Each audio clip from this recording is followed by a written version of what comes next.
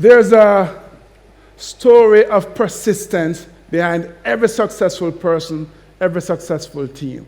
There's no such thing as a person who succeeds without having to deal with difficulty.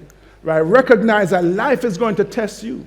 Life is going to test your commitment to the dream, to the vision that you have, and your ability to persist, to keep on going, to keep on pushing is the answer. So you have to develop you have to develop the ability to endure in the face of all difficulties. Persistence is really a measure of confidence in your own abilities. Only a person who is confident, who thinks they can get it done, will persist. Why else would you persist if you didn't think you could do it?